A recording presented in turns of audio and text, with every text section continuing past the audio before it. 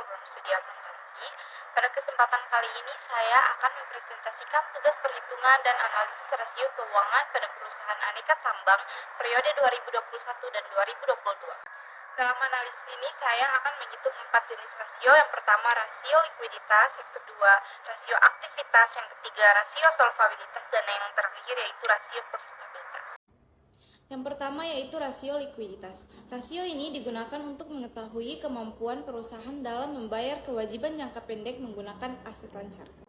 Bisa teman-teman lihat, ini adalah analisis dan perhitungan rasio keuangan yang sudah saya buat dalam bentuk Excel. Pada tahun 2021, aset lancar perusahaan sebesar Rp11.288.143 dan utang lancarnya sebesar Rp6.562.383, sehingga rasio likuiditasnya adalah 1,787 atau dibulatkan menjadi 1,79. Sedangkan pada tahun 2022, aset lancar sebesar Rp11.644.779 dan utang lancar sebesar Rp5.966.311, sehingga rasio likuiditasnya meningkat menjadi 1,960.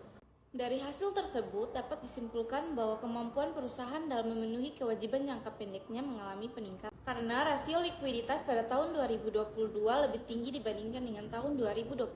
Selanjutnya adalah rasio aktivitas. Rasio ini digunakan untuk melihat seberapa efisien perusahaan dalam memanfaatkan asetnya untuk menghasilkan penjualan.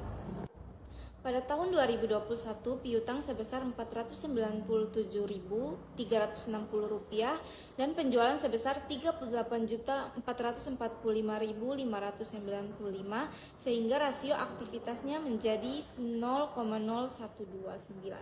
Sedangkan pada tahun 2022, piutang sebesar Rp513.838 dan penjualan sebesar Rp45.930.356, sehingga rasio aktivitasnya menurun menjadi 0,0111. Dari hasil tersebut dapat disimpulkan bahwa pengelolaan piutang terhadap penjualan mengalami sedikit penurunan pada tahun 2022. Selanjutnya adalah rasio solvabilitas. Rasio ini digunakan untuk mengetahui kemampuan perusahaan dalam membayar seluruh kewajibannya dengan menggunakan total aset.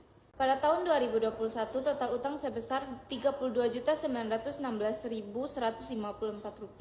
dan total aset sebesar Rp12.079.056, sehingga rasio solvabilitasnya adalah 2,725. Sedangkan pada tahun 2022, total utang sebesar Rp33.637.271 dan total aset sebesar Rp9.925.211, sehingga rasio solvabilitasnya meningkat menjadi 3,389. Hal ini menunjukkan bahwa tingkat utang perusahaan semakin tinggi dibandingkan dengan aset yang dimiliki, sehingga risiko keuangan perusahaan juga meningkat. Yang terakhir yaitu rasio profitabilitas. Rasio ini digunakan untuk mengukur kemampuan perusahaan menghasilkan laba dari modal saham. Pada tahun 2021, laba bersih sebesar Rp1.861.740 dan modal saham Rp20.837.098, sehingga rasio profitabilitasnya adalah 0,0893. Sedangkan pada tahun 2022, laba bersih meningkat menjadi Rp3.822.964 dengan modal saham yang sama yaitu Rp20.837.098, sehingga rasio profitabilitasnya juga meningkat menjadi 0,1833. Ini menunjukkan bahwa perusahaan mengalami peningkatan kemampuan dalam menghasilkan keuntungan. Sebagai kesimpulan, berdasarkan analisis rasio keuangan pada tahun 2021 dan 2022, perusahaan Aneka Tambang Tbk mengalami peningkatan pada rasio likuiditas dan profitabilitas. Namun, rasio solvabilitas meningkat yang berarti tingkat utang perusahaan semakin besar dan rasio aktivitas mengalami penurunan. Sekian dari saya. Terima kasih. Wassalamualaikum warahmatullahi wabarakatuh. See you in next video. Bye-bye.